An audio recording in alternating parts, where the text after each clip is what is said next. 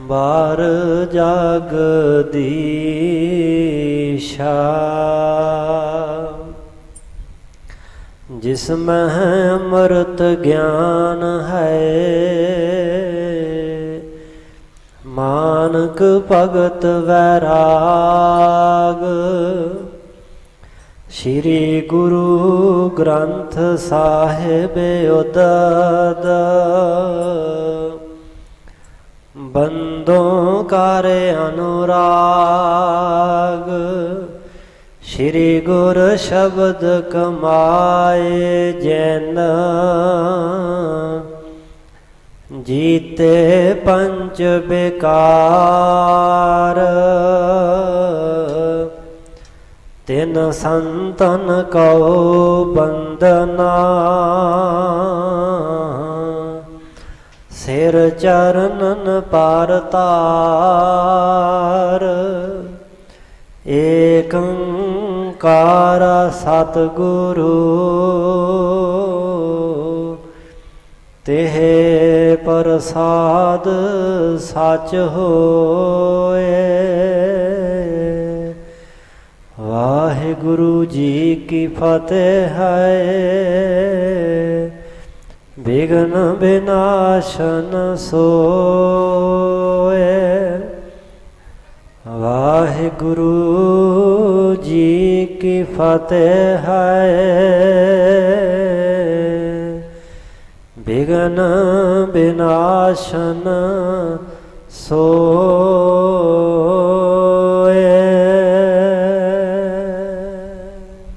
ਸਤਿਨਾਮ ਸ਼੍ਰੀ ਵਾਹਿਗੁਰੂ ਜੀ। ਸੋ ਨਹਿ ਭਇਓ ਆਪ ਮਰ ਗਇਓ ਭਾਵੀ ਆਏ ਅਚਾਨਕ ਹੈਓ ਉਤ ਚੰਦੂ ਦੁਖੀਆ ਪਛੁਤਾਵੈ ਦੇਖੈ ਸੁਤਾ ਬਦਨ ਮੁਰਝਾਵੈ ਸੋ ਨਹਿ ਭਇਓ ਆਪ ਮਰ ਗਇਓ। ਵਾਹਿਗੁਰੂ ਜੀ ਕਾ ਖਾਲਸਾ ਵਾਹਿਗੁਰੂ ਜੀ ਕੀ ਫਤਿਹ। ਪਰਮ ਸਨਮਾਨ ਸਤਿਕਾਰਯੋਗ ਜੁਗੋ ਜੁਗ ਅਟਲ ਸ਼ਬਦ ਗੁਰੂ ਚਵਰ ਤਖਤ ਛਤਰ ਦੇ ਮਾਲਕ ਦਸਾਂ ਪਾਤਸ਼ਾਹੀਆਂ ਦੀ ਜੋਤ ਸਮਰੱਥ ਪਰਤਖ ਹਾਜ਼ਰ ਨਾਜ਼ਰ ਸਤਿਗੁਰੂ ਵਾਲੀਏ ਦੋ ਜਹਾਂ ਹਲਤ ਪਲਤ ਦੇ ਰੱਖਿਅਕ ਧੰਨ ਧੰਨ ਸਾਹਿਬ ਸਤਿਗੁਰੂ ਆਦਿ ਸ਼੍ਰੀ ਗੁਰੂ ਗ੍ਰੰਥ ਸਾਹਿਬ ਜੀ ਮਹਾਰਾਜ ਐਸੇ ਦੀਨ ਦਿਆਲ ਸਾਹਿਬਾਂ ਦੀ ਅਪਰਿਅਪਾਰ ਕਿਰਪਾ ਰਹਿਮਤ ਦਾ ਸਦਕਾ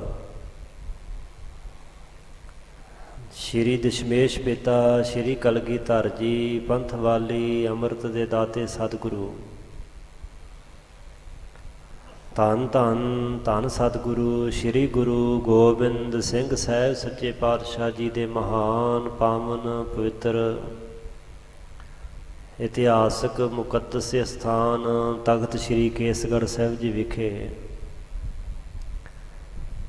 ਹਾਜ਼ਰੀ ਭਰਦਿਆਂ ਧੰਨ ਸਤਿਗੁਰੂ ਸ਼੍ਰੀ ਗੁਰੂ ਗ੍ਰੰਥ ਸਾਹਿਬ ਜੀ ਮਹਾਰਾਜ ਜੀ ਦੇ ਦਰਸ਼ਨਦਾਰ ਕਰਦਿਆਂ ਸਾਹਿਬਾਂ ਜੀ ਦੀ ਮਹਾਨ ਗੁਰਸੰਗਤ ਪੰਗਤ ਦਾ ਲਾਹਾ ਲੈ ਰਹੇ ਗੁਰੂ ਸਵਾਰੇ ਗੁਰੂ ਪਾਤਸ਼ਾਹ ਜੀ ਦੀ ਸਾਜੀ ਨਵਾਜੀ ਸਾਧ ਸੰਗਤ ਜੀਓ ਵੱਡਿਆਂ ਭਾਗਾਂ ਸਦਕਾ ਗੁਰੂ ਬਖਸ਼ ਉਦਮ ਉਪਰਾਲੇ ਦੁਆਰਾ ਆਪ ਜੀ ਨੇ ਸਾਹਿਬਾਂ ਦੇ ਮਹਾਨ ਅਸਥਾਨ 'ਤੇ ਹਾਜ਼ਰੀ ਭਰੀ ਹੈ। ਗੁਰੂ ਪਾਤਸ਼ਾਹ ਦੇ ਪਾਵਨ ਅਸਥਾਨ 'ਤੇ ਲੜੀਵਾਰ ਸਤਿਗੁਰੂ ਪਾਤਸ਼ਾਹ ਦੇ ਜੀਵਨ ਬਿਰਤਾਂਤ ਗੁਰ ਇਤਿਹਾਸ ਦੀ ਵਿਚਾਰ ਚੱਲ ਰਹੀ ਹੈ। ਪੰਚਮ ਪਾਤਸ਼ਾਹ ਗੁਰਦੇਵ ਧੰਨ ਧੰਨ ਧੰਨ ਗੁਰੂ ਅਰਜਨ ਦੇਵ ਸਾਹਿਬ ਮਹਾਰਾਜ ਜੀ ਜਿਨ੍ਹਾਂ ਦੇ ਨਾਲ ਅਕਾਰਨ ਹੀ ਪਿਰਥੀ ਚੰਦ ਸੁਲੀ ਖਾਂ ਨੇ ਵੈਰ ਵਿਰੋਧ ਕਰਦਿਆਂ ਹੋਇਆਂ ਇਹ ਉਪਰਾਲਾ ਯਤਨ ਕੀਤਾ ਕਿ ਸਤਿਗੁਰੂ ਅਰਜਨ ਦੇਵ ਪਾਤਸ਼ਾਹ ਨੂੰ ਨੁਕਸਾਨ ਪਹੁੰਚਾਇਆ ਜਾਏ, ਪਰ ਜੋ ਅਕਾਲ ਪੁਰਖ ਪਰਮੇਸ਼ਰ ਨੂੰ ਮਨਜ਼ੂਰ ਸੀ ਉਹ ਹੋ ਗਿਆ। ਪਿਰਥੀ ਚੰਦ ਦਾ ਮਿੱਤਰ ਸੁਲੀ ਖਾਂ ਪਠਾਨ ਆਵੇ ਦੀ ਅੱਗ ਵਿੱਚ ਸੜ ਕੇ ਭੜਥਾ ਹੋ ਗਿਆ, ਮਰ ਮੁੱਕ ਗਿਆ। ਉਹਦੇ ਮਰ ਜਾਣ ਤੋਂ ਬਾਅਦ ਪਿਰਥੀ ਚੰਦ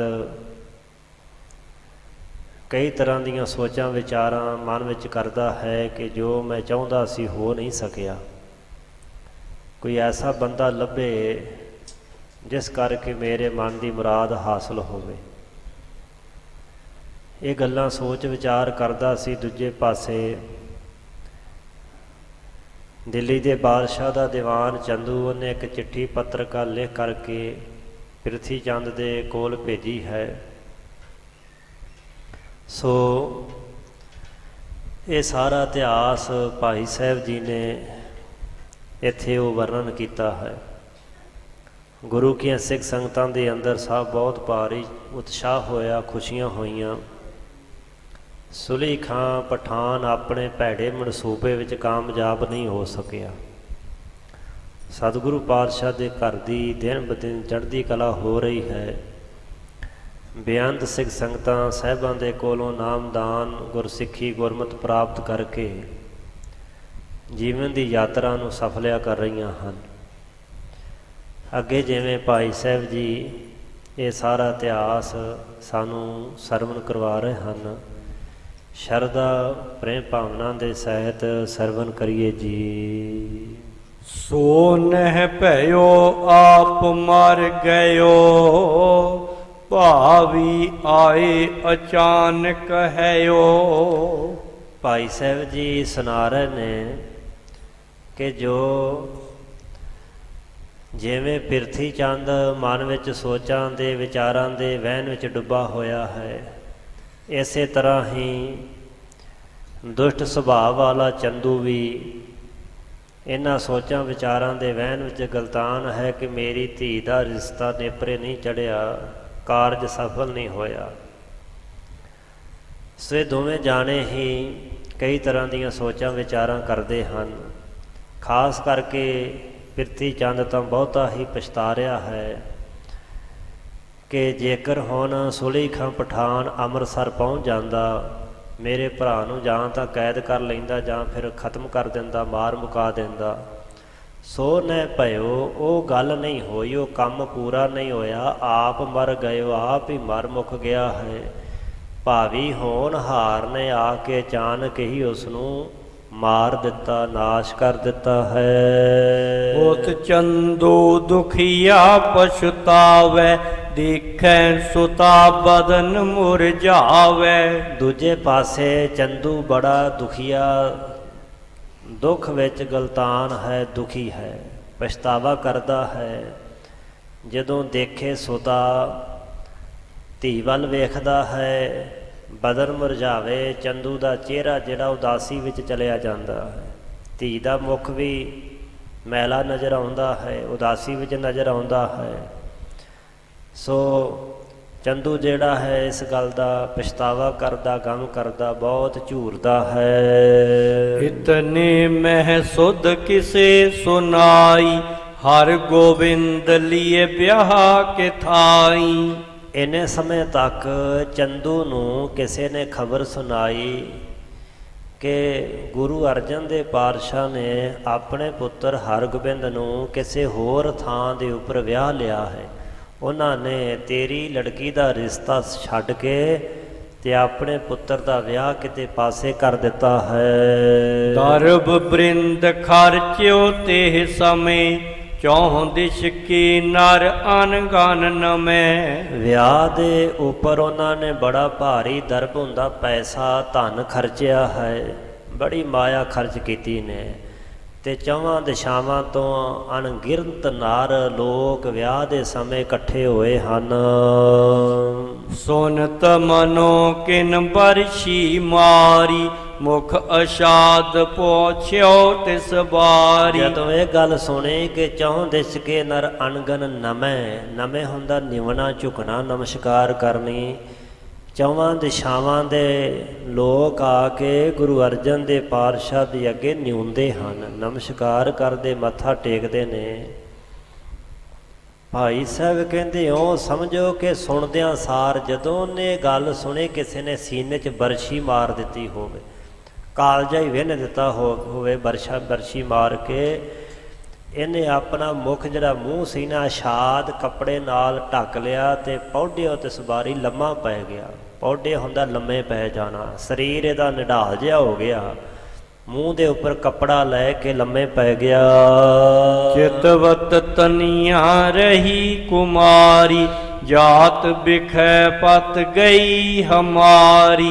ਮਨ ਵਿੱਚ ਸੋਚਦਾ ਹੈ ਕਿ ਮੇਰੀ ਲੜਕੀ ਹੁਣ ਕੁਆਰੀ ਰਹਿ ਗਈ ਹੈ ਤੇ ਮੇਰੀ ਜਾਤ ਪਾਤ, ਮੈਂ ਖੱਤਰੀ ਹਾਂ, ਖੱਤਰੀਆਂ ਦੇ ਵਿੱਚ ਪਤ ਗਈ ਹਮਾਰੀ, ਸਾਡੀ ਤਾਂ ਇੱਜ਼ਤ ਪਾਤੀ ਚਲੇ ਗਈ ਹੈ, ਮੇਰੀ ਤਾਂ ਇੱਜ਼ਤ ਪਤ ਮਾਨ ਸਨਮਾਨ ਸਾਰਾ ਮਿੱਟੀ ਹੋ ਗਿਆ ਹੈ। ਨਾਤਾ ਹਟਿਓ ਨ ਲੈ ਹੈ ਕੋਈ, ਮੁਸ਼ਕਲ ਆਨ ਮੋਹੀ ਕੋ ਹੋਈ। ਤੇ ਹੁਣ ਮੇਰੀ ਲੜਕੀ ਦਾ ਕਿਸੇ ਨੇ ਨਾਤਾ ਰਿਸ਼ਤਾ ਨਹੀਂ ਲੈਣਾ, ਕਿਉਂਕਿ ਉਹਦੀ ਪਹਿਲਾਂ ਜਿੱਥੇ ਮੰਗਣੀ ਹੋ ਰਹੀ ਸੀ ਉੱਥੋਂ ਰਿਸ਼ਤਾ ਜਵਾਬ ਹੋ ਗਿਆ, ਹਟ ਗਿਆ ਹੈ। ਇਸ ਵਾਸਤੇ ਹੁਣ ਮੇਰੇ ਵਾਸਤੇ ਬਹੁਤ ਮੁਸ਼ਕਲ ਬਣ ਗਈ, ਔਖਾ ਹੋ ਗਿਆ ਹੈ। ਰਿਸ਼ਤਾ ਅਜੇ ਹੋਇਆ ਨਹੀਂ ਸੀ, ਗੱਲਬਾਤ ਚੱਲ ਰਹੀ ਸੀ। ਸੋ ਇਹ ਗੱਲ ਐਵੇਂ ਵਾਧੂ ਜੀ ਪ੍ਰਤੀਤ ਹੁੰਦੀ ਹੈ ਕਿ ਚੰਦੂ ਇਹੋ ਜਿਹੀਆਂ ਗੱਲਾਂ ਸੋਚੇ ਕਿ ਹੁਣ ਰਿਸ਼ਤਾ ਕਿਸੇ ਲੈਣਾ ਨਹੀਂ। ਹਾਂ, ਇਹ ਗੱਲ ਜ਼ਰੂਰ ਹੈ ਕਿ ਸਨਾਤਨ ਮਤ ਵਿੱਚ ਵਿਧਵਾ ਵਿਆਹ ਦੀ ਜਿਹੜੀ ਹੈ ਉਹ ਪਰੰਪਰਾ ਨਹੀਂ ਸੀ। ਲੜਕੀ ਦਾ ਭਾਵੇਂ ਆਨੰਦ ਕਾਰਜ ਹੋਏ ਨੂੰ 2 ਦਿਨ ਕਿਉਂ ਨਾ ਹੋਏ ਹੋਣ, ਉਹਦਾ ਪਤੀ ਚੜ੍ਹਾਈ ਕਰ ਜਾਵੇ ਤੇ ਸਾਰੀ ਉਮਰ ਉਹਨੂੰ ਉਸੇ ਤਰ੍ਹਾਂ ਹੀ ਬਤੀਤ ਕਰਨੀ ਪੈਂਦੀ ਸੀ। ਇੱਕ ਸਮੇਂ ਹਿੰਦੂ ਧਰਮ ਦੇ ਵਿੱਚੋਂ ਇੱਕ ਵਿਅਕਤੀ ਨੇ ਯਤਨ ਕੀਤਾ ਸੀ ਵਿਧਵਾ ਵਿਆਹ ਕਰਨ ਦੇ, ਤੇ ਇੰਗਲੈਂਡ ਤੱਕ ਗੱਲ ਜਾ ਪਹੁੰਚੀ। ਉਦੋਂ ਅੰਗਰੇਜ਼ਾਂ ਦਾ ਰਾਜ ਸੀ, ਬੜਿਆਂ ਨੇ ਵਿਰੋਧ ਕੀਤਾ ਸੀ ਇਸ ਗੱਲ ਦਾ ਕਿ ਐਸਾ ਨਹੀਂ ਹੋਣਾ ਚਾਹੀਦਾ, ਵਿਧਵਾ ਵਿਆਹ ਨਹੀਂ ਹੋਣੇ ਚਾਹੀਦੇ। ਸੋ ਅੱਜ ਕਿਤੇ ਕਿਤੇ ਐਸਾ ਹੋ ਜਾਂਦਾ ਸਨਾਤਨ ਹਿੰਦੂ ਸਮਾਜ ਵਿੱਚ, ਨਹੀਂ ਤੇ ਉਹਨਾਂ ਦੇ ਧਰਮ ਦੀ ਇਹ ਪਰੰਪਰਾ ਹੈ ਕਿ ਬੱਚੀ ਜਦੋਂ ਵਿਧਵਾ ਹੋ ਜਾਏ ਤਾਂ ਉਦੋਂ ਉਹਦੀ ਸ਼ਾਦੀ ਨਹੀਂ ਸੀ ਕੀਤੀ ਜਾਂਦੀ। ਚੰਦੂ ਦੀ ਲੜਕੀ ਦਾ ਜੇ ਕੋਈ ਰਿਸ਼ਤਾ ਨੇਪਰੇ ਨਹੀਂ ਸੀ ਚੜਿਆ, ਕੋਈ ਹੋਇਆ ਨਹੀਂ ਸੀ, ਕੋਈ ਵਿਆਹ ਨਹੀਂ ਸੀ ਹੋਇਆ, ਤੇ ਇਹੋ ਜਿਹੀਆਂ ਗੱਲਾਂ ਸੋਚਣੀਆਂ ਉਹਦੀ ਮੂਰਖਤਾ ਦਾ ਹੀ ਕਾਰਨ ਹੋ ਸਕਦੀਆਂ ਨੇ, ਕਿਉਂਕਿ ਗੱਲਬਾਤ ਤਾਂ ਜੇ ਕੋਈ ਸਿਰੇ ਨਹੀਂ ਸੀ ਚੜੀ, ਨਾ ਕੋਈ ਰਿਸ਼ਤਾ ਹੋਇਆ ਸੀ, ਰਿਸ਼ਤਾ ਹੋਇਆ ਹੋਵੇ ਜਵਾਬ ਦਿੱਤਾ ਹੋਵੇ ਤਾਂ ਵੀ ਗੱਲ ਹੈ, ਤਾਂ ਵੀ ਕੋਈ ਗੱਲ ਇਹੋ ਜਿਹੀ ਕੋਈ ਗੱਲ ਨਹੀਂ ਸੀ। ਹਾਂ, ਲਾਗੀ ਲੋਕ ਆਏ ਸਨ ਤੇ ਉਹਨੇ ਪਹਿਲਾਂ ਹੀ ਗੁਰੂ ਘਰ ਨੂੰ ਬੁਰਾ ਆਖਿਆ, ਮੰਦਾ ਬੋਲਿਆ, ਨੀਵਾਂ ਵਿਖਾਇਆ, ਤੇ ਸਾਹਿਬਾਂ ਨੇ ਆਖਿਆ ਕਿ ਇਹੋ ਜਿਹੇ ਹੰਕਾਰੀ ਦੀ ਲੜਕੀ ਦਾ ਰਿਸ਼ਤਾ ਸੀ ਨਹੀਂ ਲੈਣਾ। ਰਿਸ਼ਤਾ ਹੋਏ ਤੋਂ ਜਵਾਬ ਨਹੀਂ ਸੀ ਦਿੱਤਾ, ਸਗੋਂ ਪਹਿਲਾਂ ਹੀ ਨਾ ਕਰ ਦਿੱਤੀ ਸੀ। ਤੇ ਇਹਦੇ ਵਿੱਚ ਇਹੋ ਜਿਹੀਆਂ ਗੱਲਾਂ ਸੋਚ ਵਿਚਾਰ ਕਰਨ ਦੀ ਤਾਂ ਲੋੜ ਹੀ ਕੋਈ ਨਹੀਂ ਗੀ ਕਿ ਹੁਣ ਕਿਸੇ ਨੇ ਰਿਸ਼ਤਾ ਨਹੀਂ ਲੈਣਾ, ਹੁਣ ਲੜਕੀ ਕੁਆਰੀ ਰਹੇਗੀ। ਇਹ ਤਾਂ ਫਿਰ ਮੂਰਖਤਾ ਆਖੀ ਜਾ ਸਕਦੀ ਹੈ ਦੁਸ਼ਟ ਚੰਦੂ ਦੀ, ਜਾਂ ਫਿਰ ਉਹਦੀ ਇਹ ਬਦਨੀਤੀ ਹੈ, ਕੁਟਲ ਚਾਲ ਹੈ। ਸੋ ਕਹਿੰਦਾ ਸੋਚਦਾ ਹੈ ਕਿ ਮੇਰੇ ਵਾਸਤੇ ਗੱਲ ਬੜੀ ਮੁਸ਼ਕਲ ਬਣ ਗਈ ਹੈ। ਤਨੀਆਂ ਦੁੱਖ ਦੇਖਣ ਤੇ ਆਛੋ, ਪ੍ਰਾਨ ਹਾਨ ਆਪਣੀ ਕੋ ਬਾਂਛੋ। ਤੇ ਤਨੀਆਂ ਧੀ ਦਾ ਦੁੱਖ ਵੇਖਣ ਨਾਲੋਂ ਚੰਗਾ ਕਿ ਆਪਣੇ ਪ੍ਰਾਣ ਹੀ ਨਾਸ਼ ਕਰ ਲਵਾਂ। ਬਾਂਛੋਂ ਦਾ ਅਰਥ ਹੁੰਦਾ ਚਾਹਵਾਂ। ਮੈਂ ਚਾਹੁੰਦਾ ਹਾਂ ਕਿ ਧੀ ਦਾ ਦੁੱਖ ਨਾ ਵੇਖਾਂ। ਧੀ ਕੁਆਰੀ ਬੈਠੀ, ਵਿਧਵਾ ਬੈਠੀ, ਬਾਪ ਵਾਸਤੇ ਦੁਖਦਾਈ ਹੈ। ਇਹ ਗੱਲ ਤਾਂ ਸਮਾਜ ਮੰਨਦਾ ਹੈ ਕਿ ਧੀ ਭੈਣ ਦਾ ਮਸਾਂ ਭਾਰ ਲਾਇਆ ਜਾਵੇ ਤੇ ਫਿਰ ਮਾਂ ਬਾਪ ਦੇ ਸਿਰ ਉੱਪਰ ਬਿਪਤਾ ਪੈ ਜਾਏ। ਇਹ ਹਰ ਸਮਾਜਿਕ ਬੰਦਾ, ਸਿਆਣਾ ਬੰਦਾ ਇਸ ਗੱਲ ਨੂੰ ਸਮਝਦਾ, ਮਹਿਸੂਸ ਕਰਦਾ ਹੈ। ਪਰ ਚੰਦੂ ਵਰਗੇ ਵਿਅਕਤੀ ਵਾਸਤੇ ਇਹੋ ਜਿਹੀ ਗੱਲ ਸੋਚਣੀ ਕਿ ਹੁਣ ਧੀ ਸਾਰੀ ਉਮਰ ਕੁਆਰੀ ਰਹਿਣੀ ਤੇ ਮੈਂ ਆਪਣੇ ਪ੍ਰਾਣ ਕਿਉਂ ਨਾ ਨਾਸ਼ ਕਰ ਲਵਾਂ, ਇਹ ਮੂਰਖਤਾ ਤੋਂ ਵੱਧ ਕੋਈ ਨਹੀਂ ਹੈ। ਇਹ ਬੇਸਮਝੀ ਹੈ। ਰਿਸ਼ਤੇ ਦੀ ਕੋਈ ਗੱਲਬਾਤ ਅਜੇ ਨਹੀਂ ਨੇਪਰੇ ਚੜੀ, ਕੋਈ ਮੰਗਣਾ ਨਹੀਂ ਹੋਇਆ, ਤੇ ਫਿਰ ਕਹਿ ਰਿਹਾ ਕਿ ਪ੍ਰਾਣ ਹਾਨ ਆਪਣੇ ਕੋ ਬਾਸ਼ੋਂ। ਮੈਂ ਤਾਂ ਚਾਹੁੰਦਾ ਹਾਂ ਕਿ ਮੈਂ ਆਪਣੇ ਪ੍ਰਾਣ ਨਾਸ਼ ਕਰ ਲਵਾਂ, ਕਿਉਂਕਿ ਤਣੀਆਂ ਦੁੱਖ ਦੇਖਣ ਤੇ ਆਸ਼ੋ, ਆਪਣੀ ਤਣੀਆਂ ਧੀ ਦਾ ਦੁੱਖ ਵੇਖਣ ਨਾਲੋਂ ਇਹ ਚੰਗਾ ਹੈ ਕਿ ਬਾਪ ਮਰ ਜਾਵੇ। ਤਿਕ ਜੀਵਨ ਮੇਰੋ ਜਗ ਮਾਹੀ, ਜਿਸ ਤਨੀਆਂ ਪਤ ਪ੍ਰਾਪਤ ਨਾਹੀ। ਤੇ ਮੇਰਾ ਜੀਵਨ, ਮੇਰੇ ਜੀਵਨ ਨੂੰ ਧਿਕ ਹੁੰਦੀ ਲਾਹਨਤ, ਲਾਹਨਤ ਫਟਕਾਰ ਹੈ ਮੇਰੇ ਜੀਵਨ ਨੂੰ, ਜੀ ਮੇਰੇ ਜਿਉਣ ਨੂੰ। ਮੇਰਾ ਕਾਹਦਾ ਜਿਉਣਾ ਹੈ? ਜਗ ਮਾਹੀ ਸੰਸਾਰ ਦੇ ਵਿੱਚ ਮੇਰੇ ਜਿਉਣ ਨੂੰ ਲਾਹਨਤ ਹੈ। ਜਿਸ ਦੀ ਤਣੀਆਂ ਪਤ ਪ੍ਰਾਪਤ ਨਾਹੀ, ਜਿਸ ਦੀ ਧੀ ਨੂੰ ਪਤੀ ਪ੍ਰਾਪਤ ਨਹੀਂ ਹੋਇਆ, ਵਾਰੀ ਨਹੀਂ ਮਿਲਿਆ, ਤੇ ਉਸ ਬਾਪ ਦਾ ਜਿਉਣਾ ਸੰਸਾਰ ਵਿੱਚ ਕਾਹਦਾ ਹੈ? ਨਾਤਾ ਫੇਰਿਓ ਰਹਿਓ ਸੁਖਾਰੋ, ਸੋ ਮੁਝ ਤੇ ਨਹਿ ਗਇਓ ਸੰਘਾਰੋ। ਗੁਰੂ ਅਰਜਨ ਦੇਵ ਨੇ ਮੇਰੀ ਬੱਚੀ ਦਾ ਨਾਤਾ ਰਿਸ਼ਤਾ ਫੇਰ ਦਿੱਤਾ, ਮੋੜ ਦਿੱਤਾ ਹੈ, ਤੇ ਫਿਰ ਵੀ ਉਹ ਸੁਖਾਰੋ ਸੁਖੀ ਰਿਹਾ ਹੈ। ਉਹਨਾਂ ਨੂੰ ਆਂਚ ਤੱਕ ਨਹੀਂ ਆਈ, ਤੇ ਮੇਰੇ ਕੋਲੋਂ ਗੁਰੂ ਅਰਜਨ ਦੇਵ ਮਾਰਿਆ ਸੰਘਾਰਿਆ ਨਹੀਂ ਗਿਆ। ਮੈਨੂੰ ਤਾਂ ਚਾਹੀਦਾ ਸੀ ਕਿ ਮੈਂ ਉਹਨਾਂ ਦਾ ਖਾਤਮਾ ਘਾਣ ਬੱਚਾ ਘਾਣ ਕਰ ਦਿੰਦਾ, ਮਾਰ ਦਿੰਦਾ, ਪਰ ਅਜੇ ਤੱਕ ਉਹ ਮੇਰੇ ਕੋਲੋਂ ਮਾਰਿਆ ਖਤਮ ਨਹੀਂ ਕੀਤਾ ਗਿਆ। ਸ਼ਾਹ ਦੀਵਾਨ ਹੁਕਮ ਮਮ ਚੱਲੈ, ਲੋਕ ਹਜ਼ਾਰੋਂ ਮੋਹ ਕੋ ਮਿਲੈ। ਮੈਂ ਸ਼ਾਹ ਦਾ ਦੀਵਾਨ ਹਾਂ, ਲੋਕਾਂ ਵਿੱਚ ਮੇਰਾ ਹੁਕਮ ਚੱਲਦਾ, ਤੇ ਹਜ਼ਾਰਾਂ ਲੋਕ ਮੇਰੇ ਅੱਗੇ ਨਿਉਂਦੇ, ਮੈਨੂੰ ਨਮਸਕਾਰਾਂ ਸਲਾਮਾਂ ਕਰਦੇ ਹਨ। ਜਿਸ ਨੇ ਤਰਾਸ ਤਨਕ ਨਹੀਂ ਮਾਨਾ, ਮੈਂ ਨਾ ਤਿਦਾਰਕ ਤਿਸ ਸੋ ਠਾਨਾ। ਤੇ ਜਿਨ੍ਹਾਂ ਨੇ ਮੇਰਾ ਡਰ ਭਉ ਥੋੜਾ ਜਿੰਨਾ ਵੀ ਨਹੀਂ ਮਾਨਾ, ਨਹੀਂ ਮੰਨਿਆ, ਤੇ ਮੈਂ ਅਜੇ ਤੱਕ ਉਹਨਾਂ ਦਾ ਪ੍ਰਬੰਧ ਹੀ ਕੋਈ ਨਹੀਂ ਕਰ ਸਕਿਆ ਕਿ ਉਹਨਾਂ ਨੂੰ ਕਿਸੇ ਤਰ੍ਹਾਂ ਖਤਮ ਕਰਾਂ, ਕਿਤੇ ਬਿਲੇ ਲਾ ਦੇਵਾਂ, ਕੋਈ ਨੁਕਸਾਨ ਪਹੁੰਚਾ ਸਕਾਂ। ਤਿਦਾਰਕ ਅਰਬੀ ਦਾ ਸ਼ਬਦ ਹੈ, ਜਿਸ ਨੂੰ ਅਰਬੀ 'ਚ ਤਦਾਰਕ ਕਹਿੰਦੇ ਨੇ। ਭਾਈ ਸਾਹਿਬ ਨੇ ਤੱਤੇ ਨੂੰ ਸਿਹਾਰੀ ਲਾ ਕੇ ਲਿਖਿਆ ਤਿਦਾਰਕ। ਵੈਸੇ ਅਰਬੀ ਵਿੱਚ ਦਾ ਉਚਾਰਨ ਹੈ ਤਦਾਰਕ। ਤਦਾਰਕ ਦਾ ਅਰਥ ਹੁੰਦਾ ਪ੍ਰਬੰਧ ਕਰਨਾ, ਬੰਦੋਬਸਤ ਕਰਨਾ, ਯਤਨ ਕਰਨਾ, ਉਪਰਾਲਾ ਕਰਨਾ, ਉਪਾਅ ਕਰਨਾ, ਢੰਗ ਤਰੀਕਾ ਵਰਤਣਾ, ਜੁਗਤ ਕਰਨੀ। ਇਹ ਸਾਰੇ ਸਮਾਨ ਅਰਥ ਹਨ। ਧੀ ਮੇਰੀ ਦੁਖੀ, ਮੈਂ ਵੀ ਦੁਖੀ ਹਾਂ, ਤੇ ਮੈਂ ਅਜੇ ਤੱਕ ਗੁਰੂ ਅਰਜਨ ਦੇਵ ਦਾ ਕੋਈ ਪ੍ਰਬੰਧ ਨਹੀਂ ਕਰ ਸਕਿਆ ਹਾਂ। ਪ੍ਰਿਥਿਆ ਭਰਾਤ ਬਡੇਰੋ ਹੈ, ਕੋਠੇ ਗ੍ਰਾਮ ਸੁਨਿਓ ਸੋ ਰਹਿ। ਤੇ ਗੁਰੂ ਅਰਜਨ ਦੇਵ ਦਾ ਵੱਡਾ ਭਰਾਤਾ ਪਿਰਥੀਆ, ਪਿਰਥੀ ਚੰਦ ਹੈ, ਤੇ ਮੈਨੂੰ ਪਤਾ ਲੱਗਾ ਕਿ ਉਹ ਕੋਠੇ ਗ੍ਰਾਮ, ਕੋਠੇ ਨਗਰ ਦੇ ਵਿੱਚ ਸੁਣਿਆ ਕਿ ਉੱਥੇ ਰਹਿੰਦਾ ਹੈ। ਲਿਖਿਓ ਪਟਾ ਮੈਂ ਦੀਨੋ ਜਬੈ, ਤਿਸ ਕੋ ਤਰਾਸਦ ਲਿਖ ਹੋ ਅਬੈ। ਤੇ ਜਿਸ ਸਮੇਂ ਬਾਦਸ਼ਾਹ ਨੇ ਪਿਰਥੀ ਚੰਦ ਨੂੰ ਉਸ ਇਲਾਕੇ ਜ਼ਮੀਨ ਦਾ ਪਟਾ ਦੇਣ ਵਾਸਤੇ ਪੇਸ਼ਕਸ਼ ਕੀਤੀ ਸੀ, ਉਹ ਪਟਾ ਕਹਿੰਦਾ ਮੈਂ ਹੀ ਲਿਖਿਆ ਸੀ, ਹਿਸਾਬ ਕਿਤਾਬ ਸਾਰਾ ਮੇਰੇ ਹੱਥੀਂ ਹੋਇਆ ਸੀ। ਲਿਖਿਓ ਪਟਾ ਮੈਂ। ਪੁਰਾਣੇ ਸਮੇਂ ਵਿੱਚ ਜਿਵੇਂ ਅੱਜ ਕੱਲ੍ਹ ਜ਼ਮੀਨ ਗਹਿਣੇ ਲੈ ਲਈ ਜਾਵੇ ਤੇ ਹਿਸਾਬ ਉਹ ਕਾਗਜ਼ ਪੱਤਰਾਂ 'ਤੇ ਲਿਖਿਆ ਜਾਂਦਾ ਕਿ ਇੰਨੇ ਸਮੇਂ ਤੱਕ ਗਹਿਣੇ ਹੈ, ਇਸ ਤਰ੍ਹਾਂ ਪੁਰਾਣੇ ਸਮੇਂ ਵਿੱਚ ਪਟਾ ਕਰਾਉਂਦੇ ਹੁੰਦੇ ਸਨ ਕਿ 100 ਸਾਲ ਦਾ ਪਟਾ, 150 ਸਾਲ, 200 ਸਾਲ ਦਾ। ਅੱਜ ਵੀ ਬਹੁਤ ਸਾਰੀਆਂ ਇਹੋ ਜਿਹੀਆਂ ਕੰਪਨੀਆਂ ਹਨ ਜਿਹੜੀਆਂ ਪੰਜਾਬ ਦੀ ਧਰਤੀ 'ਤੇ ਆ ਕੇ 200 ਸਾਲ ਤੱਕ ਜ਼ਮੀਨ ਲੈ ਰਹੀਆਂ ਹਨ, ਉਹ ਪਟਾ ਕਰਵਾ ਰਹੀਆਂ ਨੇ। ਤੇ ਜਦੋਂ ਹੁਣ ਵਾਲੇ ਸਾਰੇ ਮਰ ਮੁੱਕ ਗਏ, ਫਿਰ ਕਿਹਨੇ ਵੇਖਣਾ ਕਿ ਪਟਾ ਸੀ ਕਿ ਇਹ ਜ਼ਮੀਨ ਬੈ ਦੀ ਸੀ, ਇਹ ਗਹਿਣੇ ਦੀ ਸੀ, ਇਹ ਠੇਕੇ ਦੀ ਸੀ, ਫਿਰ ਪੱਕਾ ਕਬਜ਼ਾ ਹੋ ਜਾਣਾ। ਸੋ ਪਟਾ ਉਹਦੀ ਬੁਨਿਆਦ ਹੋਇਆ ਕਰਦੀ ਸੀ। ਉਸ ਦੇ ਵਿੱਚ ਵੀ ਕਈ ਤਰੀਕੇ ਦੀਆਂ ਕਈ ਧਾਰਾਂ ਹੁੰਦੀਆਂ ਸਨ ਕਿ ਕਿੰਨੇ ਸਮੇਂ ਵਾਸਤੇ, ਕਿ ਜਾਂ ਇਹ ਪੱਕਾ ਹੀ ਪਟਾ ਹੈ। ਸੋ ਇਸ ਤਰ੍ਹਾਂ ਕਹਿਣ ਲੱਗਾ ਕਿ ਉਹ ਪਟਾ ਮੈਂ ਲਿਖਿਆ ਸੀ ਦੀਨੋ ਜਬੇ, ਜਦੋਂ ਬਾਦਸ਼ਾਹ ਜਹਾਂਗੀਰ ਨੇ ਉਹ ਪਟਾ ਉਸ ਇਲਾਕੇ ਦਾ ਗੁਰੂ ਅਰਜਨ ਦੇਵ ਦੇ ਵੱਡੇ ਭਰਾਤਾ ਪਿਰਥੀ ਚੰਦ ਨੂੰ ਦਿੱਤਾ ਸੀ। ਅਨੁਜ ਆਪਨੇ ਕੋ ਸਮਝਾਵੇ, ਨਾਹੀਂ ਤਾਂ ਕੋਠਾ ਗ੍ਰਾਮ ਛਿਨਾਵੇ। ਤਿਸ ਕੋ ਤਰਾਸਦ ਲਿਖ ਹੋ ਆਵੇ। ਮੈਂ ਹੁਣ ਉਹਨਾਂ ਨੂੰ ਤਰਾਸ ਹੁੰਦਾ ਡਰ, ਭੈ, ਡਰ ਦੇਣ ਵਾਸਤੇ ਉਹਨਾਂ ਨੂੰ ਇੱਕ ਚਿੱਠੀ, ਇੱਕ ਪੱਤਰਕਾ ਲਿਖਦਾ ਹਾਂ ਕਿ ਤੁਸੀਂ ਆਪਣੇ ਅਨਜ ਆਪਣੇ ਛੋਟੇ ਭਰਾ ਨੂੰ ਸਮਝਾਉਣਾ ਕਰੋ, ਨਹੀਂ ਤਾਂ ਫਿਰ ਜਿਹੜਾ ਕੋਠਾ ਨਗਰ ਤੁਹਾਨੂੰ ਇਹ ਗ੍ਰਾਮ ਦਿੱਤਾ ਤੁਸੀਂ ਖਵਾ ਬੈਠੋਗੇ।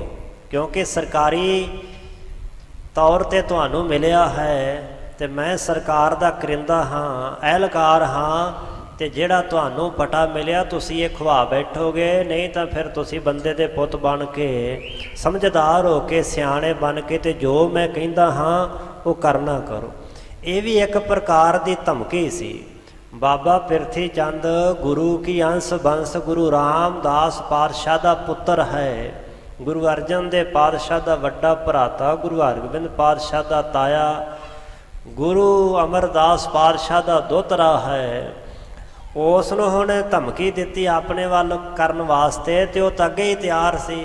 ਇਹੋ ਜਿਹੇ ਬੰਦੇ ਤਾਂ ਅੱਗੇ ਹੀ ਚਾਹੁੰਦੇ ਹੁੰਦੇ ਕਿ ਸਾਨੂੰ ਕਿਸੇ ਪਾਸਿਓਂ ਭੋਰਾ ਡਿੱਗੇ, ਸਾਡੀ ਕੋਈ ਮਦਦ ਹੋਵੇ। ਸੋ ਭਾਈ ਸਾਹਿਬ ਇੱਥੇ ਦੱਸ ਰਹੇ ਨੇ ਕਿ ਉਹਨੇ ਕਾਗਜ਼ ਇੱਕ ਚਿੱਠੀ ਪੱਤਰਕਾ ਲਿਖਣੀ ਚਾਹੀ, ਜਿਹਦੇ ਵਿੱਚ ਕੋਈ ਇਹੋ ਜਿਹੇ ਬੋਲ ਲਿਖੇ ਕਿ ਜਿਨ੍ਹਾਂ ਨੂੰ ਸੁਣ ਕੇ ਪਿਰਥੀ ਚੰਦ ਕੰਬ ਜਾਵੇ। ਪਹਿਲੀ ਗੱਲ ਇਹ ਲਿਖੇ ਕਿ ਆਪਣੇ ਭਰਾ ਨੂੰ ਸਮਝਾ ਲਵੇ, ਤੇ ਜੇਕਰ ਆਪਣੇ ਭਰਾ ਨੂੰ ਗੁਰੂ ਅਰਜਨ ਦੇਵ ਨੂੰ ਨਾ ਸਮਝਾ ਸਕਿਆ ਤੇ ਫਿਰ ਤਿਆਰ ਰਵੇ ਕਿ ਉਹਦੇ ਕੋਲ ਜਿਹੜਾ ਕੋਠਾ ਨਗਰ, ਜਿਹੜਾ ਪਟਾ ਲਿਖ ਕੇ ਦਿੱਤਾ ਸਰਕਾਰ ਨੇ, ਉਹ ਖਵਾ ਬੈਠੇਗਾ। ਉਹ ਤੋਂ ਜ਼ਮੀਨ, ਉਹ ਇਲਾਕਾ ਸਾਰਾ ਖੋਹ ਲਿਆ ਜਾਵੇਗਾ। ਦੇਉ ਬਿਗਾਰ ਕਾਰ ਮੈਂ ਸਾਰੋ, ਸਹਿਤ ਕੁਟੰਬ ਗਾਹੋਂ ਦੁਖ ਭਾਰੋ। ਕੀ ਲਿਖਿਆ ਚਿੱਠੀ ਵਿੱਚ? ਕਹਿੰਦਾ ਤੇਰਾ ਸਾਰਾ ਕਾਰੋਬਾਰ ਵਿਗਾੜ ਕਰਕੇ ਮੈਂ ਰੱਖ ਦੇਵਾਂਗਾ, ਖਤਮ ਕਰ ਦੇਵਾਂਗਾ, ਤੈਨੂੰ ਸਮੇਤ ਪਰਿਵਾਰ ਦੇ ਨਾਂ ਗਾਹੋਂ ਫੜ ਕਰਕੇ ਦੁੱਖ ਭਾਰੋ, ਭਾਰਾ ਦੁੱਖ ਦੇਣਾ ਕਰਾਂਗਾ। ਇਹ ਚਿੱਠੀ ਪੱਤਰਕਾ ਦੇ ਵਿੱਚ ਦੁਸ਼ਟ ਚੰਦੂ ਵੱਲੋਂ ਪਿਰਥੀ ਚੰਦ ਨੂੰ ਲਿਖਿਆ ਜਾ ਰਿਹਾ ਹੈ। ਨਿਰਭੈ ਕੀਨ ਅਨਾਦਰ ਮੋਰਾ, ਕਹਿ ਸਕ ਕਠੋਰ ਵਿਪਰ ਕੋ ਮੋਰਾ। ਤੁਹਾਡੇ ਭਰਾ ਨੇ ਬੜਾ ਨਿਰਭੈ ਪੁਣਾ, ਨਿਡਰ ਪੁਣਾ ਕਰਕੇ ਮੇਰਾ ਅਨਾਦਰ, ਮੇਰੀ ਬੇਇੱਜ਼ਤੀ ਕੀਤੀ ਹੈ, ਮੇਰੀ ਬੇਪਤੀ ਕੀਤੀ ਨੇ, ਤੇ ਕਹਿ ਕਰਕੇ ਕਠੋਰ ਬਚਨ ਜਿਹੜਾ ਮੈਂ ਲਾਗੀ ਭੇਜਿਆ ਸੀ, ਉਹ ਲਾਗੀ ਉਹਨਾਂ ਮੇਰਾ ਮੋੜ ਦਿੱਤਾ ਹੈ। ਲਿਖੀ ਪਤਰਕਾ ਆਪਨੋ ਜੋਰਾ, ਅਬ ਲਗ ਕਹੋ ਹਾਥ ਮੈਂ ਜੋਰਾ। ਤੇ ਉਹਨੇ ਪੱਤਰਕਾ ਚਿੱਠੀ ਲਿਖੀ ਹੈ, ਤੇ ਲਿਖਿਆ ਪੱਤਰਕਾ ਵਿੱਚ, ਲਿਖੀ ਪੱਤਰਕਾ ਆਪਣੋ ਜੋਰਾ, ਆਪਣਾ ਜ਼ੋਰ ਦਿੱਤਾ, ਬਲ ਵਿਖਾਇਆ ਪੱਤਰਕਾ ਦੇ ਵਿੱਚ। ਅਬ ਲਗ ਕਹੋ ਹਾਥ ਮੈਂ ਜੋਰਾ, ਲਿਖਿਆ ਕਿ ਅਜੇ ਤੱਕ ਤਾਂ ਮੈਂ ਹੱਥ ਜੋੜ ਕੇ ਕਹਿ ਰਿਹਾ ਹਾਂ, ਉਲਟਾ ਨਾਲ ਧਮਕੀਆਂ ਵੀ ਲਿਖ ਰਿਹਾ ਹੈ, ਬੁਰਾ ਭਲਾ ਵੀ ਬੋਲ ਰਿਹਾ ਹੈ, ਪਰ ਨਾਲ ਨਾਲ ਕਹਿ ਰਿਹਾ ਕਿ ਮੈਂ ਅਜੇ ਤੱਕ ਤਾਂ ਤੁਹਾਡੇ ਅੱਗੇ ਹੱਥ ਜੋੜ ਕੇ ਹੀ ਬੇਨਤੀਆਂ ਕਰਦਾ ਹਾਂ। ਨਾਤਾ ਮੋਰ ਸੁਤਾ ਨਹਿ ਮੋਰ, ਜਾਤੀ ਕਹੋ ਨਿਹੋਰ ਨਿਹੋਰ। ਤੇ ਤੂੰ ਆਪਣੇ ਭਰਾ ਨੂੰ ਇਹ ਕਹਿ ਜਾ ਕੇ ਕਿ ਮੇਰੀ ਲੜਕੀ ਦਾ ਰਿਸ਼ਤਾ, ਨਾਤਾ ਜਿਹੜਾ ਉਹ ਨਾ ਮੋੜਨਾ ਕਰੇ, ਨਾ ਮੋੜੋ, ਉਹ ਰਿਸ਼ਤਾ ਤੁਸੀਂ ਪ੍ਰਵਾਨ ਕਰ ਲਓ। ਜਾਂ ਤੇ ਕਹੋ ਨਿਹੋਰ ਨਿਹੋਰ, ਜਾਂ ਤੇ ਇਸ ਵਾਸਤੇ ਮੈਂ ਤੁਹਾਨੂੰ ਵਾਰ-ਵਾਰ ਨਿਹੋਰ ਹੁੰਦਾ ਹੈ ਬੇਨਤੀ। ਅਗਲੇ ਨਿਹੋਰ ਦਾ ਅਰਥ ਹੈ ਕਰਕੇ ਵੇਖ ਕੇ, ਇਸ ਵਾਸਤੇ ਮੈਂ ਤੁਹਾਨੂੰ ਵੇਖ ਕੇ ਇਹ ਬੇਨਤੀ ਕਰਦਾ ਹਾਂ। ਅਬ ਲਗ ਮੈਂ ਕੁਛ ਨਹਿ ਨਾ ਬਿਗਾਰਾ, ਹੋਵੇ ਗੋਸਨ ਬੰਦ ਵਿਚਾਰਾ। ਹੁਣ ਤੱਕ ਤਾਂ ਮੈਂ ਤੁਹਾਡਾ ਕੁਛ ਨਹੀਂ ਵਿਗਾੜਿਆ, ਤੇ ਬਸ ਇਹੀ ਸੋਚਦਾ ਰਿਹਾ ਕਿ ਮੇਰੀ ਧੀ ਦਾ ਰਿਸ਼ਤਾ ਸੰਬੰਧ ਉੱਥੇ ਜ਼ਰੂਰ ਹੋ ਜਾਵੇਗਾ। ਇਤਿਆਦਿਕ ਲਿਖ ਕਰ ਪਠ ਪਾਤੀ, ਨਿਸ ਦਿਨ ਦੁਖ ਤੇ ਸੁਲਗਤ ਛਾਤੀ। ਇਸ ਤਰ੍ਹਾਂ ਇਹ ਚਿੱਠੀ ਦੇ ਵਿੱਚ ਲਿਖਿਆ ਗਿਆ, ਧਮਕੀਆਂ ਦਿੰਦਿਆਂ ਹੋਇਆਂ ਪਿਰਥੀ ਚੰਦ ਵੱਲ ਚਿੱਠੀ ਪਾਈ ਗਈ ਦੁਸ਼ਟ ਚੰਦੂ ਦੇ ਵੱਲੋਂ। ਤੇ ਜਿਸ ਨੇ ਚਿੱਠੀ ਭੇਜੀ ਹੈ, ਭਾਈ ਸਾਹਿਬ ਕਹਿੰਦੇ ਇਤਿਆਦਿਕ ਲਿਖ ਕਰ ਪਠ ਪਾਤੀ, ਜਿਹੜੀ ਪਾਤੀ ਚਿੱਠੀ ਸੀ ਨਾ, ਉਹ ਦਿੱਲੀ ਤੋਂ ਲਿਖ ਕੇ ਕੋਠੇ ਨਗਰ ਵਾਲੇ ਪਾਸੇ ਭੇਜ ਦਿੱਤੀ। ਨਿਸ ਦਿਨ ਦੁੱਖ ਤੇ ਸੁਲਗਤ ਛਾਤੀ। ਇੱਧਰ ਪਿਰਥੀ ਚੰਦ ਵੀ ਸੁੱਖ ਦੀ ਨੀਂਦ ਨਹੀਂ ਸੌ ਰਿਹਾ, ਤੇ ਉੱਧਰ ਦੁਸ਼ਟ ਸੁਭਾਅ ਵਾਲਾ ਚੰਦੂ ਵੀ ਨਿਸ ਦਿਨ ਰਾਤ ਦਿਨ ਦੁੱਖ ਦੇ ਵਿੱਚ, ਈਰਖਾ ਤੇ ਨਫ਼ਰ ਵਿੱਚ ਇਹਦੀ ਛਾਤੀ, ਹਿਰਦਾ, ਸੀਨਾ ਸੁਲਗਦਾ, ਜਿਵੇਂ ਗਿੱਲੀ ਮਿਲੀ ਸੁਲਗਦੀ ਨਾ, ਗਿੱਲੇ ਗੋਹਿਆਂ ਦੀ ਮਿਲੀ ਜਿਹੜੀ ਹੈ ਜਿਵੇਂ ਉਹ ਧੁਖਦੀ ਹੈ, ਇਸੇ ਤਰ੍ਹਾਂ ਇਹਦੀ ਛਾਤੀ, ਇਹਦਾ ਸੀਨਾ, ਹਿਰਦਾ ਰਾਤ ਦਿਨ ਧੁਖਦਾ ਰਹਿੰਦਾ ਹੈ, ਬਹੁਤ ਜ਼ਿਆਦਾ ਦੁਖੀ ਹੈ। ਚੱਲ ਦਿੱਲੀ ਤੇ ਤਬ ਹਲਕਾਰਾ, ਆਇਓ ਕੋਠੇ ਗ੍ਰਾਮ ਮਝਾਰਾ।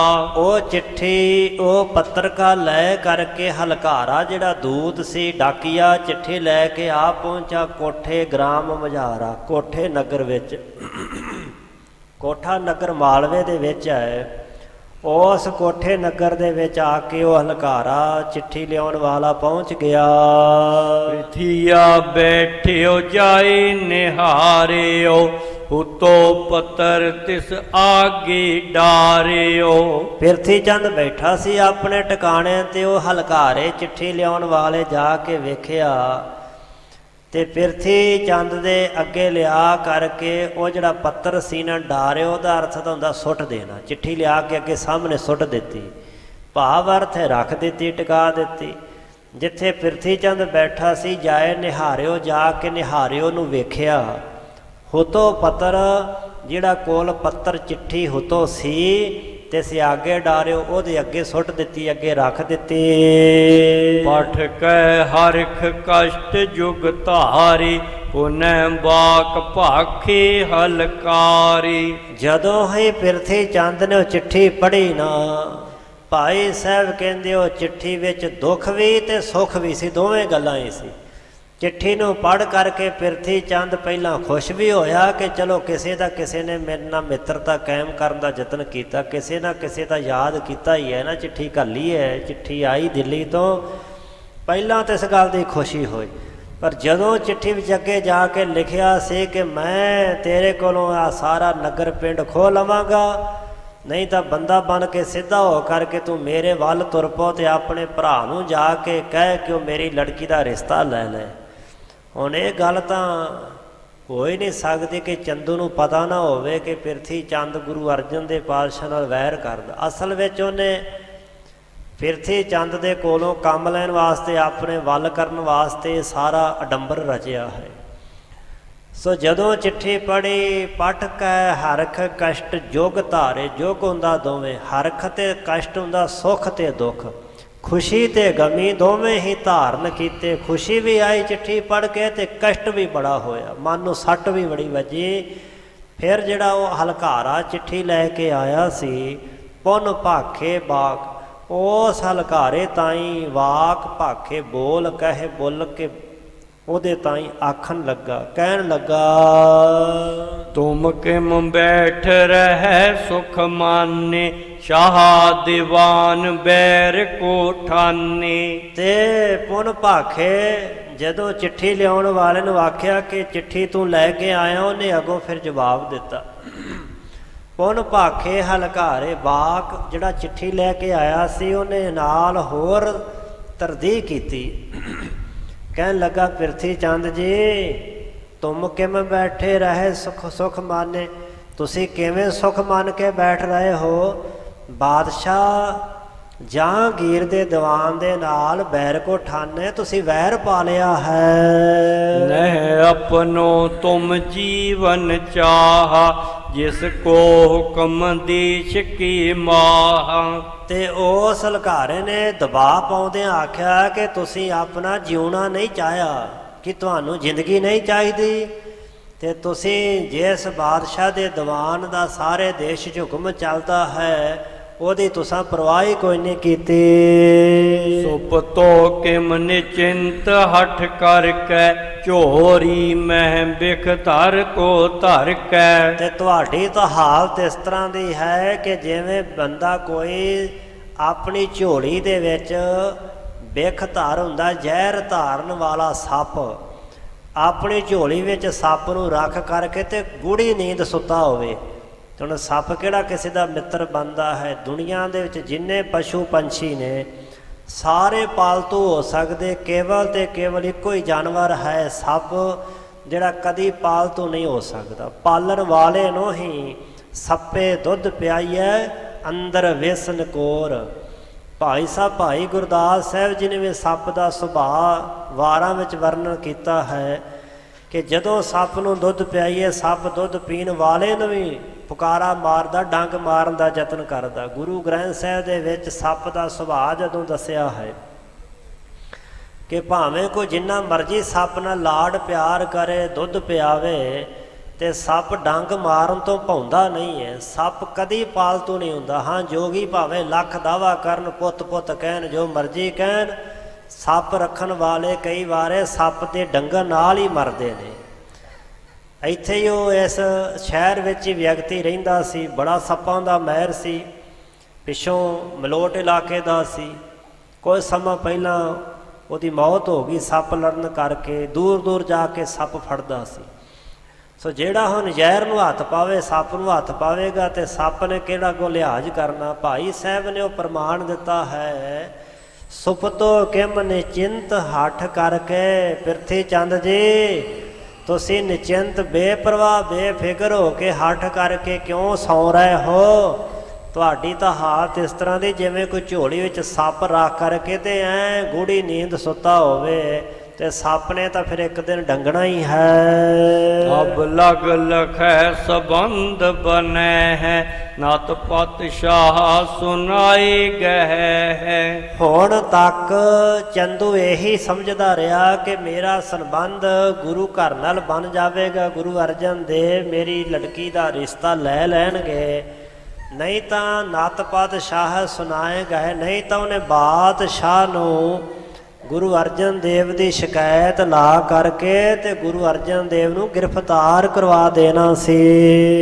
ਕਿਸ ਕੇ ਬਲ ਅਲੰਬ ਕੋ ਲੀਏ, ਬੈਠੇ ਬਿਨਾ ਤਰਾਸ ਕਰ ਹੀਏ। ਤੇ ਤੁਸੀਂ ਕਿਹਦਾ ਲੰਬ, ਕਿਹਦਾ ਬਲ ਦਾ ਆਸਰਾ ਲੈ ਕੇ ਹੁਣ ਤੱਕ ਬੈਠੇ ਹੋ?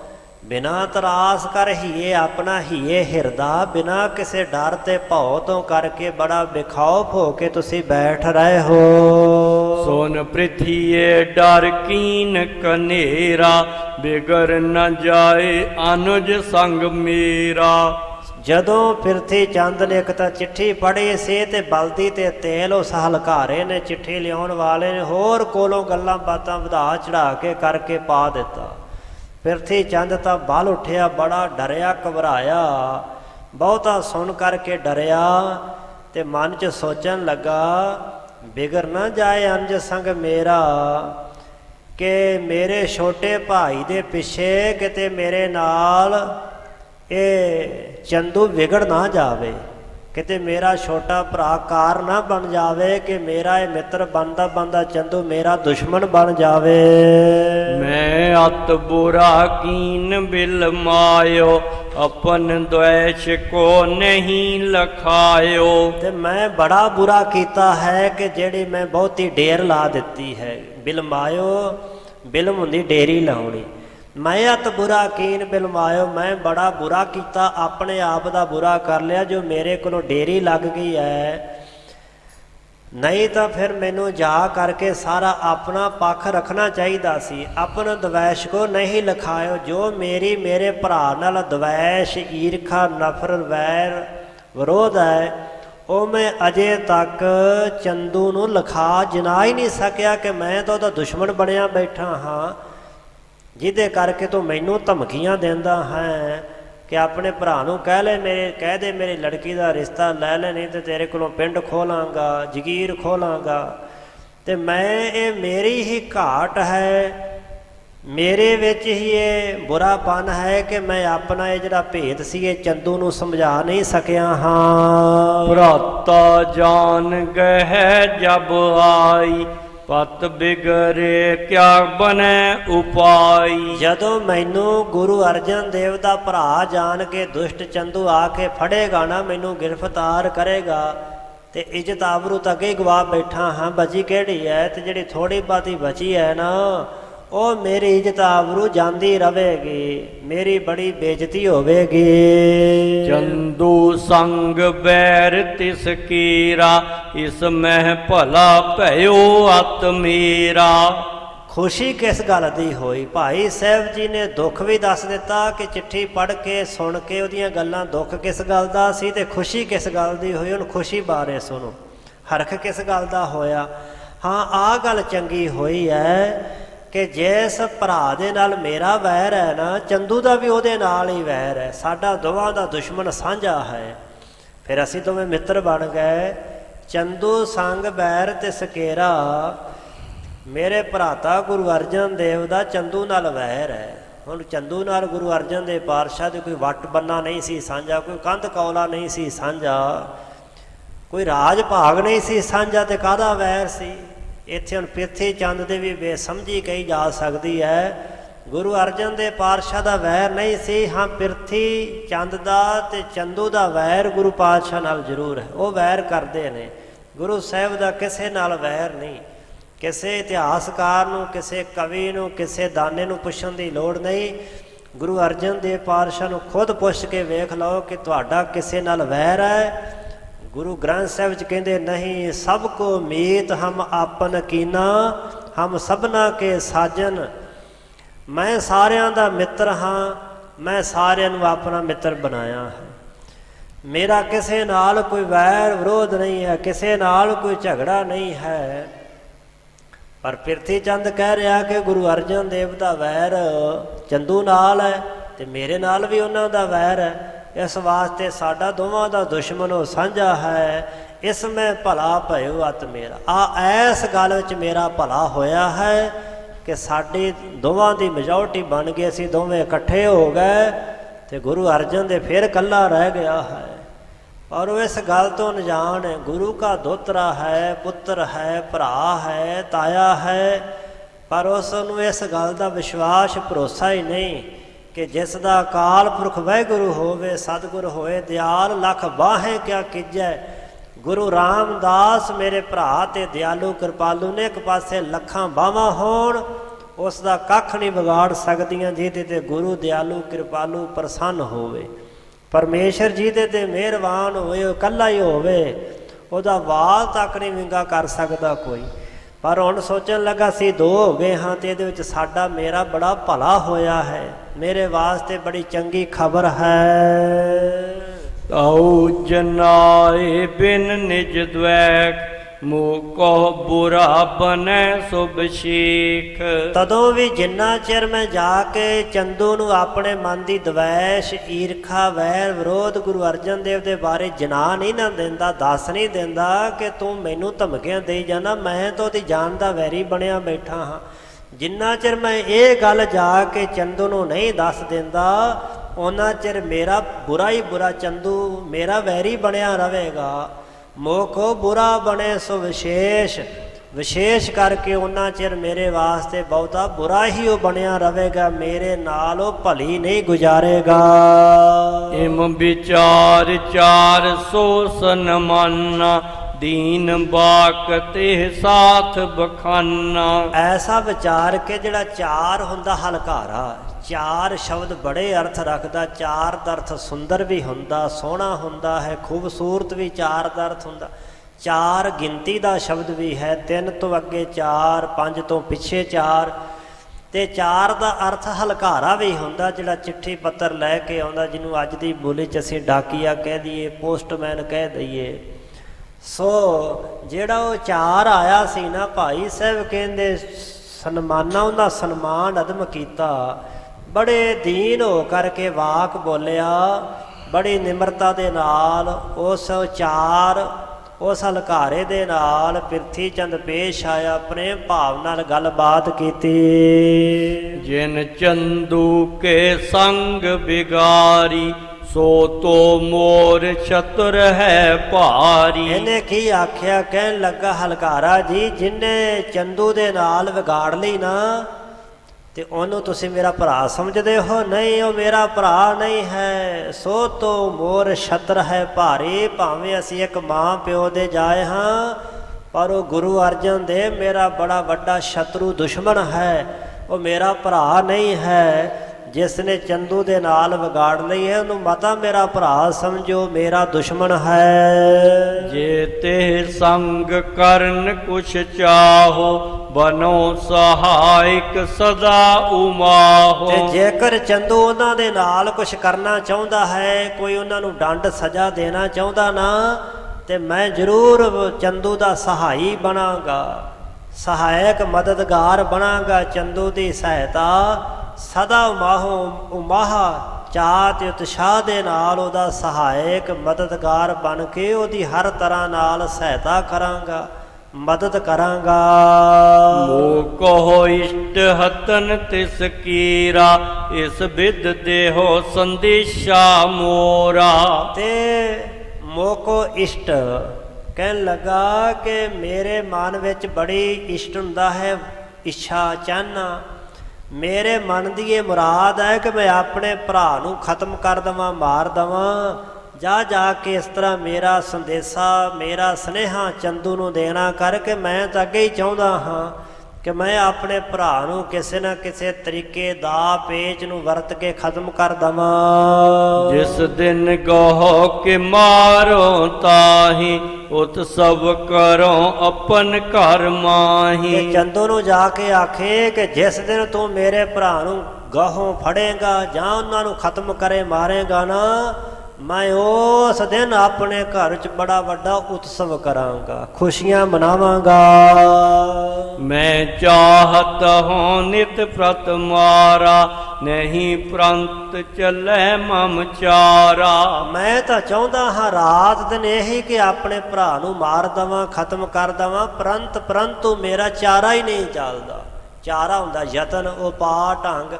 ਮੈਂ ਤਾਂ ਚਾਹੁੰਦਾ ਰਹਿੰਦਾ ਰਾਤ ਦਿਨ ਵਿਉਤਾਂ, ਢੰਗ, ਤਰੀਕੇ, ਉਪਾਅ, ਯਤਨ ਸੋਚਦਾ ਹਾਂ, ਪਰ ਮੇਰਾ ਕੋਈ ਯਤਨ, ਉਪਾਅ, ਚਾਰਾ ਸਿਰੇ ਨਹੀਂ ਚੜ੍ਹਦਾ। ਮੈਨੂੰ ਹਰ ਵਾਰੀ ਹਰ ਗੱਲ ਵਿੱਚ ਅਸਫਲਤਾ ਹੀ ਮਿਲਦੀ ਹੈ, ਬੇਇੱਜ਼ਤੀ ਹੀ ਸਹਾਰਨੀ ਪੈਂਦੀ ਹੈ। ਮੈਂ ਪਿਤ ਕੋ ਸੁਤ ਅਹੋਂ ਵਡੀਰਾ, ਸਭ ਤੇ ਲਗ ਸੋ ਲਖੋ ਕੁਟੀਰਾ। ਮੈਂ ਆਪਣੇ ਪਿਤਾ ਗੁਰੂ ਰਾਮਦਾਸ ਦਾ ਵੱਡਾ ਪੁੱਤਰ ਹਾਂ ਤੇ ਸਭ ਤੇ ਲੱਗ ਸੋ ਉਹ ਜਿਹੜਾ ਮੇਰਾ ਭਰਾ ਗੁਰੂ ਅਰਜਨ ਦੇਵ ਹੈ, ਉਹ ਸਾਰਿਆਂ ਨਾਲੋਂ ਲੱਗਦਾ ਅਰਥ ਹੁੰਦਾ ਛੋਟਾ। ਛੋਟਾ ਹੈ ਤੇ ਲੱਖੋ ਖਟੇਰਾ ਕਹਿੰਦਾ ਉਹ ਖੋਟਾ ਵੀ ਹੈ। ਪਿਰਥੀ ਚੰਦ ਆਪ ਖੋਟਾ ਹੈ, ਉਹਨੂੰ ਖੋਟੇ ਹੀ ਸਾਰੇ ਦਿਸਦੇ ਨੇ। ਜਿਹੋ ਜਿਹੀ ਬੰਦੇ ਦੀ ਬਿਰਤੀ ਹੋਵੇ, ਭਲੇ ਨੂੰ ਭਲੇ ਦਿਸਦੇ ਨੇ, ਬੁਰੇ ਨੂੰ ਬੁਰੇ ਦਿਸਦੇ। ਭਾਈ ਗੁਰਦਾਸ ਸਾਹਿਬ ਜੀ ਕਹਿੰਦੇ ਕਿ ਭਲੇ ਦੀ ਦ੍ਰਿਸ਼ਟੀ ਭਲੀ ਹੋਣ ਕਰਕੇ ਉਹਨੂੰ ਸਾਰਾ ਕੁਛ ਚੰਗਾ ਨਜ਼ਰ ਆਉਂਦਾ, ਕਿਉਂਕਿ ਉਹਦੀ ਨਿਗਾਹ ਦੀ ਐਨਕ ਚੰਗੀ ਹੈ। ਤੇ ਜਿਹਦੀ ਨਿਗਾਹ ਦੀ ਐਨਕ ਮਾੜੀ ਹੈ, ਉਹਨੂੰ ਸਾਰਾ ਕੁਛ ਮਾੜਾ ਹੀ ਨਜ਼ਰ ਆਉਂਦਾ। ਤੇ ਗੁਰੂ ਕੀ ਬਾਣੀ ਨੇ ਇਹਦੀ ਵਿਆਖਿਆ ਇਸ ਤਰੀਕੇ ਨਾਲ ਕੀਤੀ ਹੈ, ਸੁਖੀਏ ਕਉ ਪੇਖੇ ਸਭ ਸੁਖੀਆ, ਰੋਗੀ ਕਹਿ ਭਾਣੇ ਸਭ ਰੋਗੀ। ਸੁਖੀ ਨੂੰ ਸਾਰੇ ਸੁਖੀ ਨਜ਼ਰ ਆਉਂਦੇ ਨੇ, ਬਿਮਾਰ ਨੂੰ ਬਿਮਾਰ ਸਾਰੇ ਹੀ ਦਿਸਦੇ ਹਨ। ਜਿਹੜਾ ਰੋਗ ਵਿੱਚ ਗ੍ਰਸਿਆ ਉਹਨੂੰ ਸਾਰੇ ਰੋਗੀ ਨਜ਼ਰ ਆਉਂਦੇ ਹਨ, ਸੁਖੀ ਨੂੰ ਸੁਖੀ ਦਿਸਦੇ ਹਨ। ਇਹ ਬੰਦੇ ਦੀ ਬਿਰਤੀ ਹੈ ਕਿ ਜਿਹੋ ਜਿਹਾ ਆਪ ਹੋਵੇ ਉਹੋ ਜਿਹੇ ਨੂੰ ਦਿਸਦੇ ਨੇ। ਪਿਰਥੀ ਚੰਦ ਆਪ ਖੋਟਾ ਹੈ, ਆਪ ਛਲ ਫਰੇਬ ਤੇ ਧੋਖਾ ਕਰਨ ਵਾਲਾ ਹੈ। ਇਸ ਵਾਸਤੇ ਆਪਣੇ ਭਰਾ ਦੇ ਵਿੱਚ ਵੀ ਉਹੀ ਆਪਣੇ ਵਾਲੇ ਔਗਣ ਉਸ ਨੂੰ ਦਿਸਦੇ ਹਨ। ਬਲ ਛਲ ਕਰ ਸਭ ਵਸਤ ਸੰਭਾਰੀ, ਬਨ ਬੈਠਿਓ ਆਪੇ ਅਧਿਕਾਰੀ। ਕਹਿੰਦਾ ਮੇਰੇ ਭਰਾ ਨੇ ਵਾਲ ਛਲ ਧੋਖਾ ਫਰੇਬ ਕਰਕੇ ਸਾਰੀਆਂ ਘਰ ਦੀਆਂ ਵਸਤੂਆਂ ਸੰਭਾਲੀਆਂ ਤੇ ਆਪ ਅਧਿਕਾਰੀ ਬਣ ਕੇ ਬੈਠ ਗਿਆ ਹੈ। ਚੌਂ ਦਿਸ਼ ਕੀ ਨਰ ਦਰਬ ਚੜਾਵੇ, ਭਇਓ ਧਨੀ ਬਹੁ ਉਰਗਰ ਬਾਵੇ। ਚੌਵਾਂ ਦਿਸ਼ਾਵਾਂ ਦੇ ਲੋਕ ਆ ਕੇ ਉਹਦੇ ਅੱਗੇ ਪੈਸਾ ਅਰਪਣ ਕਰਦੇ, ਮਾਇਆ ਵਿਭੂਤੀ ਬੜੀ ਚੜ੍ਹਦੀ, ਤੇ ਜਿਸ ਕਰਕੇ ਉਹ ਹੰਕਾਰੀ ਹੋ ਗਿਆ ਹੈ। ਸ਼ੀਨ ਲੀਨ ਮੇਰੋ ਅਧਿਕਾਰਾ, ਪਿਤ ਪੁਰਤੀ ਕਹਿ ਵਹਿਰ ਨਿਕਾਰਾ। ਉਹਨਾਂ ਨੇ ਮੇਰਾ ਅਧਿਕਾਰ ਹੱਕ ਜਿਹੜਾ ਛੀਨ ਲਿਆ, ਖੋਹ ਲਿਆ, ਤੇ ਮੈਨੂੰ ਜਿਹੜੀ ਆਪਣੀ ਪੂਰੀ ਨਗਰੀ ਸੀ ਨਾ ਅੰਮ੍ਰਿਤਸਰ, ਉੱਥੋਂ ਉਹਨਾਂ ਨੇ ਜਬਰਨ ਕੱਢ ਦਿੱਤਾ ਹੈ। ਕਿਸੇ ਨਹੀਂ ਸੀ ਕੱਢਿਆ। ਆਪ ਨੇ ਸੁਣਿਆ ਪਿਰਥੀ ਚੰਦ ਸ਼ਰਮ ਦਾ ਮਾਰੇ ਨਿਕਲ ਗਿਆ ਸੀ ਜਦੋਂ ਸਾਹਿਬਜ਼ਾਦਾ ਗੁਰੂ ਹਰਗੋਬਿੰਦ ਪਾਤਸ਼ਾਹ ਨੂੰ ਜ਼ਹਿਰ ਵਾਲਾ ਦਹੀਂ ਖਵਾਉਣ ਵਾਸਤੇ ਇੱਕ ਬਾਹਮਣ ਨੂੰ ਤਿਆਰ ਕੀਤਾ ਸੀ। ਤੇ ਗੁਰੂ ਗ੍ਰੰਥ ਸਾਹਿਬ ਦੇ ਅੰਦਰ ਉਸ ਦੁਨੀ ਚੰਦ ਬ੍ਰਾਹਮਣ ਦੀ ਹਾਲਤ ਗੁਰੂ ਅਰਜਨ ਦੇਵ ਪਾਤਸ਼ਾਹ ਨੇ ਆਪ ਲਿਖ ਦਿੱਤੀ ਕਿ ਦੁਸ਼ਟ ਬ੍ਰਾਹਮਣ ਮੁਆ ਹੋਏ ਕੇ ਸੂਲ, ਉਹ ਤੜਫ ਕੇ ਬ੍ਰਾਹਮਣ ਮਰ ਗਿਆ ਸੀ। ਅਕਾਲ ਪੁਰਖ ਨੇ ਸਾਹਿਬਜ਼ਾਦਾ ਜੀ ਦੀ ਰੱਖਿਆ ਕੀਤੀ। ਬੰਦੇ ਦੇ ਕਰਮ ਹੀ ਬੰਦੇ ਨੂੰ ਲੈ ਡੁੱਬਦੇ ਹਨ, ਪਰ ਬੰਦੇ ਦੀ ਸੁਰਤੀ ਹਮੇਸ਼ਾ ਦੂਸਰੇ ਵਾਲੇ ਪਾਸੇ ਜਾਂਦੀ। ਤਾਈਏ ਸਾਹਿਬਾਂ ਕਿਹਾ ਹੈ ਕਿ ਭਾਈ ਦੱਦੇ ਦੋਸ ਨਾ ਦੇਉ ਕਿਸੈ, ਦੋਸ ਕਰਮਾਂ ਆਪਣਿਆਂ ਜੋ ਮੈਂ ਕੀਆ ਸੋ ਮੈਂ ਪਾਇਆ, ਦੋਸ ਨਾ ਦੀਜੇ ਅਵਰ ਜਨਾ। ਪਰ ਪਿਰਥੀ ਚੰਦ ਦੀ ਸੁਰਤ ਬਾਹਰ ਮੁਖ ਹੋਣ ਕਰਕੇ ਕਹਿੰਦਾ ਹੈ ਕਿ ਮੈਨੂੰ ਮੇਰੇ ਭਰਾ ਨੇ ਇਹ ਪਿੰਡੋਂ ਕਢਵਾ ਦਿੱਤਾ ਹੈ। ਤੁਮ ਸਾਹਮਣੇ ਮੋਹਿ ਸ਼ਾਹ ਮਿਲਾਵਾ, ਏਕ ਗ੍ਰਾਮ ਤਬ ਤਿਸ ਤੇ ਪਾਵਾ। ਤੇ ਤੂੰ ਜਾ ਕੇ ਮੇਰੇ ਵੱਲੋਂ ਉਸ ਚੰਦੂ ਨੂੰ ਆਖੀ ਕਵੇਂ ਕਿ ਤੇਰੇ ਵਰਗਿਆਂ ਨੇ ਹੀ ਮੈਨੂੰ ਬਾਦਸ਼ਾਹ ਦੇ ਨਾਲ ਮਿਲਾਇਆ, ਮੁਲਾਕਾਤ ਕਰਵਾਈ ਸੀ, ਤੇ ਤੁਹਾਡੀ ਕਿਰਪਾ ਨਾਲ ਹੀ ਆ ਨਗਰ ਮੈਨੂੰ ਪ੍ਰਾਪਤ ਹੋਇਆ ਸੀ ਤੇ ਇਹਦਾ ਪਟਾ ਮੈਨੂੰ ਪ੍ਰਾਪਤ ਹੋਇਆ। ਮੈਂ ਇਸ ਨਗਰ ਦਾ ਮਾਲਕ ਬਣਿਆ ਹਾਂ। ਸਾਥ ਗਰੀਬੀ ਕਰੋ ਗੁਜ਼ਾਰਾ, ਲੱਖ ਮੁਝ ਆਪਨੋਂ ਕੀਜੈ ਪਿਆਰਾ। ਮੈਂ ਤਾਂ ਬੜਾ ਗਰੀਬੀ ਵਿੱਚ ਦਿਨ ਕੱਟ ਰਿਹਾ, ਗੁਜ਼ਾਰਾ ਕਰ ਰਿਹਾ ਹਾਂ, ਮੇਰਾ ਤਾਂ ਮਸਾਂ ਹੀ ਟਾਈਮ ਪਾਸ ਹੋ ਰਿਹਾ ਹੈ, ਤੇ ਇਸ ਵਾਸਤੇ ਮੈਨੂੰ ਆਪਣਾ ਜਾਣ ਕਰਕੇ ਕੀਜੇ ਪਿਆਰਾ, ਪਿਆਰ ਕਰਨਾ ਕਰ। ਹੁਣ ਜਿਹੜਾ ਬੰਦਾ ਪਿਰਥੀ ਚੰਦ ਦੀ ਤਰ੍ਹਾਂ ਬਗਾਨਿਆਂ ਕੋਲੋਂ ਪਿਆਰ ਭਾਲੇ ਤੇ ਆਪਣਿਆਂ ਨਾਲ ਦੁਸ਼ਮਣੀ ਵੈਰ ਕਰੇ, ਕੀ ਇਹ ਆਸ ਕੀਤੀ ਜਾ ਸਕਦੀ ਕਿ ਬਗਾਨੇ ਕੋਲੋਂ ਪਿਆਰ ਮਿਲ ਸਕਦਾ ਹੈ? ਭਾਈ ਗੁਰਸਾਹਿਬ, ਭਾਈ ਗੁਰਦਾਸ ਜੀ ਨੇ ਵਾਰਾਂ ਵਿੱਚ ਇਹੋ ਜਿਹੀਆਂ ਬੜੀਆਂ ਉਦਾਹਰਨਾਂ ਦਿੱਤੀਆਂ ਨੇ। ਇੱਕ ਵੱਛਾ ਜਾ ਕੇ ਦੂਜੀ ਗਾਂ ਦੇ ਥੱਲੇ ਪਵੇ ਨਾ, ਭਾਈ ਸਾਹਿਬ ਕਹਿੰਦੇ ਦੁੱਧ ਨਾ ਪਾਣ ਕਰੇ ਮਾਰਤ ਹੈ ਲਾਤ ਜੀ। ਉਹ ਲੱਤ ਬੂਥੇ ਤੇ ਮਾਰਦੀ ਹੈ, ਪਿਛਾਂ ਢਾ ਦਿੰਦੀ ਹੈ। ਪਸ਼ੂਆਂ ਨੂੰ ਵੀ ਪਤਾ ਹੁੰਦਾ ਕਿ ਸਾਡਾ ਬੱਚਾ ਨਹੀਂ ਹੈ, ਤੇ ਉਹੀ ਮਾਂ ਉਹ ਬੜੇ ਪਿਆਰ ਨਾਲ ਦੁੱਧ ਚੁਗਾਉਂਦੀ ਹੈ। ਮਾਂ ਨੂੰ ਪਤਾ ਕਿ ਮੇਰਾ ਹੀ ਬੱਚਾ ਹੈ। ਆਪਣਿਆਂ ਕੋਲੋਂ ਹੀ ਪਿਆਰ ਮਿਲ ਸਕਦਾ ਹੈ। ਭਾਈ ਸਾਹਿਬ ਨੇ ਇੱਕ ਹੋਰ ਉਦਾਹਰਨ ਦਿੱਤੀ, ਕਹਿੰਦੇ ਲੱਖਾਂ ਮਾਸੀਆਂ ਹੋਣ ਪਰ ਲੱਖਾਂ ਮਾਸੀਆਂ ਮਾਂ ਵਾਲਾ ਪਿਆਰ ਨਹੀਂ ਦੇ ਸਕਦੀਆਂ। ਮਾਂ ਦਾ ਪਿਆਰ ਮਾਂ ਦਾ ਹੀ ਹੁੰਦਾ ਹੈ। ਹੁਣ ਬਾਣੀ ਦੇ ਜਿਹੜਾ ਸਾਹਿਬਾਂ ਪ੍ਰਮਾਣ ਦਿੱਤਾ ਨਾ, ਉਹ ਕਿਸੇ ਦੁਸ਼ਮਣ ਦਾ ਨਹੀਂ ਦਿੱਤਾ, ਸਗੋਂ ਬਾਣੀ 'ਚ ਪ੍ਰਮਾਣ ਦਿੱਤਾ ਜੈਸੇ ਰਣ ਮੈਂ ਸਖਾ ਭਰਾਤ। ਜੰਗ ਦੇ ਮੈਦਾਨ 'ਚ ਜਿਵੇਂ ਭਰਾ ਕੰਮ ਆਉਂਦਾ ਹੈ। ਬਥੇਰਾ ਸਮਝਾਇਆ ਸੀ ਕੁੰਭਕਰਨ ਨੇ ਰਾਵਣ ਨੂੰ ਕਿ ਤੂੰ ਜ਼ਿਆਦਤੀ ਕੀਤੀ ਹੈ, ਕਿਸੇ ਦੀ ਧਰਮ ਪਤਨੀ ਉਠਾ ਕੇ ਲੈ ਜਾ ਕੇ ਵਾਪਸ ਕਰ ਆ। ਘਰਵਾਲੀ ਨੇ ਸਮਝਾਇਆ, ਪਰ ਉਹ ਇੰਨਾ ਹੰਕਾਰੀ ਸੀ ਕਿ ਉਹ ਕਿਸੇ ਦੇ ਆਖੇ ਨਹੀਂ ਸੀ ਲੱਗਦਾ, ਆਪਣੀ ਗੱਲ ਪਗਾਉਂਦਾ ਸੀ। ਅਖੀਰ ਭਾਵੇਂ ਕੁੰਭਕਰਨ ਨੂੰ ਪਤਾ ਸੀ ਮੇਰਾ ਭਰਾ 100% ਹੀ ਝੂਠਾ ਤੇ ਪਾਪੀ ਦੁਸ਼ਟ ਬਿਰਤੀ ਦਾ ਧਾਰਨੀ ਹੋ ਚੁੱਕਾ ਹੈ, ਫਿਰ ਵੀ ਉਹਨੇ ਭਰਾ ਦੀ ਮਦਦ ਕੀਤੀ ਸੀ।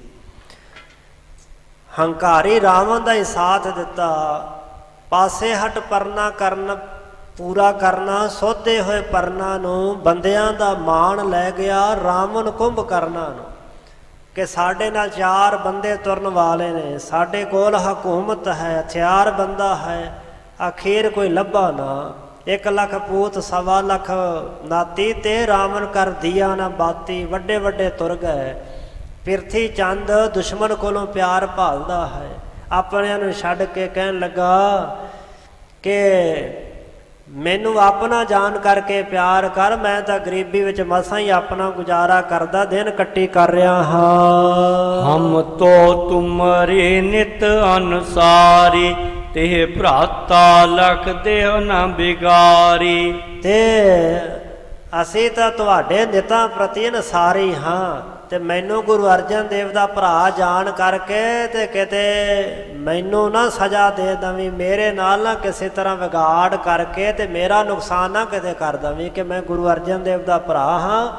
ਭਰਾ ਭਰੂ ਕੋਈ ਨਹੀਂ, ਮੇਰਾ ਉਹਦੇ ਨਾਲੋਂ ਨਾਤਾ ਸੰਬੰਧ ਤੋੜ ਚੁੱਕਾ ਹਾਂ, ਤੇ ਇਹ ਕਿਤੇ ਭੁਲੇਖੇ ਵਿੱਚ ਨਾ ਰਵੇ ਕਿ ਮੈਂ ਗੁਰੂ ਦਾ ਭਰਾ ਹਾਂ। ਭਰਾ ਵਾਲੀ ਮੇਰੇ ਵਿੱਚ ਕੋਈ ਗੱਲ ਨਹੀਂ, ਤੇ ਮੇਰਾ ਕਿਤੇ ਕੋਈ ਨੁਕਸਾਨ ਨਾ ਕਰ ਦੇਵੇਂ। ਮਿਹਰਬਾਨਗੀ ਹਮ ਪਰ ਕਰੀਏ, ਨਿਜ ਸ਼ਤਰੂ ਕੋ ਪਕੜ ਸੰਘਰੀਏ। ਮੇਰੇ ਉੱਪਰ ਆਪਣੀ ਮਿਹਰਬਾਨਗੀ ਕਰੇ ਰੱਖੀ, ਮਿਹਰ ਕਰੀ, ਦਇਆ ਕਰੇ ਰੱਖੇ। ਤੇ ਜਿਹੜਾ ਨਿਜ ਸ਼ਤਰੂ ਹੈ ਨਾ, ਆਪਣਾ ਸ਼ਤਰੂ ਦੁਸ਼ਮਣ ਸਾਂਝਾ ਹੈ ਗੁਰੂ ਅਰਜਨ ਦੇਵ, ਉਹਨੂੰ ਪਕੜ ਸੰਘਰੀਏ, ਉਸ ਨੂੰ ਫੜ ਕਰਕੇ ਸੰਘਰੀਏ। ਸੰਘਰਨ ਦਾ ਅਰਥ ਹੁੰਦਾ ਮਾਰਨਾ, ਖਤਮ ਕਰਨਾ।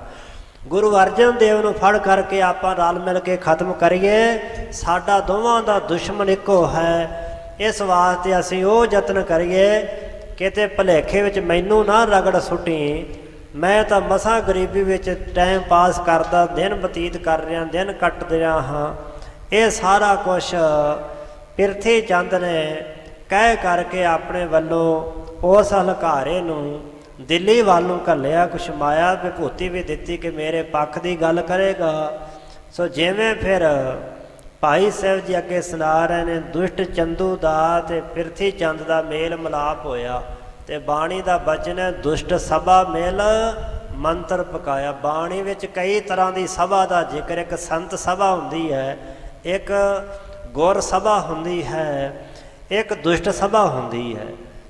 ਉਹ ਸਭਾ ਜਿੱਥੇ ਦੁਸ਼ਟ ਬੈਠ ਕਰਕੇ ਸਲਾਹ ਮਸ਼ਵਰਾ ਕਰਦੇ ਉਹਨੂੰ ਦੁਸ਼ਟ ਸਭਾ ਕਹਿੰਦੇ ਨੇ। ਬਾਣੀ ਵਿੱਚ ਇਹਨਾਂ ਸਾਰੀਆਂ ਸਭਾ ਦਾ ਜ਼ਿਕਰ ਕੀਤਾ। ਜਿਵੇਂ ਇਹਨਾਂ ਦੁਸ਼ਟਾਂ ਨੇ ਮੇਲ ਮਿਲਾਪ ਕਰਕੇ ਗੰਢ ਤੁੱਪ ਕੀਤਾ ਕਿ ਕਿਵੇਂ ਗੁਰੂ ਅਰਜਨ ਦੇਵ ਪਾਤਸ਼ਾਹ ਨੂੰ ਨੁਕਸਾਨ ਪਹੁੰਚਾਇਆ ਜਾਵੇ। ਭਾਈ ਸਾਹਿਬ ਜੀ ਅੱਗੇ ਸੁਣਾਉਣਗੇ। ਇੱਥੋਂ ਤੱਕ ਵਿਚਾਰ ਕਰਦਿਆਂ ਹੋਈਆਂ ਬੇਅੰਤ ਭੁੱਲਾਂ ਚੁੱਕਾਂ ਦੀ ਮਾਫੀ ਸਤਿਗੁਰੂ ਗੁਰੂ ਕੀ ਸੰਗਤ ਬਖਸ਼ਣਹਾਰ ਜੀ ਬਖਸ਼ ਲੈਣਾ। ਅੱਗੇ ਵਾਸਤੇ ਸਮਤ ਬਖਸ਼ਣੀ। ਅੰਤਲੀਆਂ ਪੰਕਤੀਆਂ ਪੜ੍ਹ ਕੇ ਵਾਹਿਗੁਰੂ ਮੰਤਰ ਦਾ ਜਾਪ ਕਰਦਿਆਂ ਸਮਾਪਤੀ ਹੈ ਜੀ। ਹਮ ਤੋ ਤੁਮਰੀ ਨਿਤ ਅਨੁਸਾਰੀ, ਤੇ ਭਰਾਤਾ ਲਖ ਦੇਵ ਨਾ ਬਿਗਾਰੀ। ਮਿਹਰਬਾਨਗੀ ਹਮ ਪਰ ਕਰੀਏ, ਨਿਜ ਚਤਰੂ ਕੋ ਪਕਰ ਸੰਘਰੀਏ। ਵਾਹਿਗੁਰੂ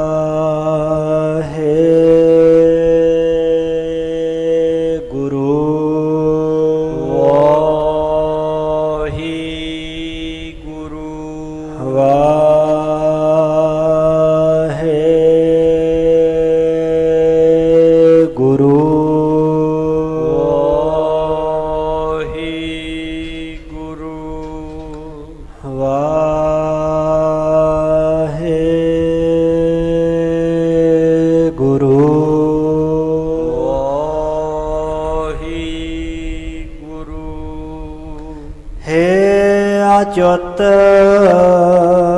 ਹੈ ਪਾਰ ब्रह्म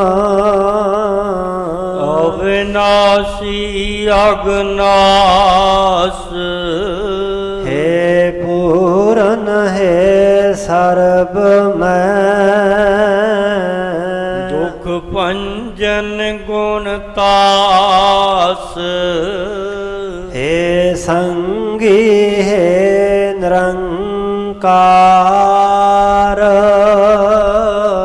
हे निर्गुण सब टेक हे गोविंद हे गुण निदान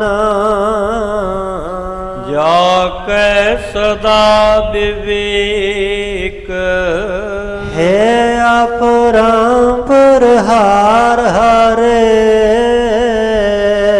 है पी होवनहार हे संत कै सदा संग नितारा आधार हे ठाकुर हाँ दास रो मैं निर्गुण गुण नहीं कोई नानक दीजै नाम दान राखो हियै परोए आए प्रभ शरणागति कृपा निध दयाल एक अक्षर हार मान बसत नानक होत निहाल वाहिगुरु नाम जहाज है चढ़े सोतरे पार जो शरदा कार सेवदे गुर पार उतारन हार जो शरदा कार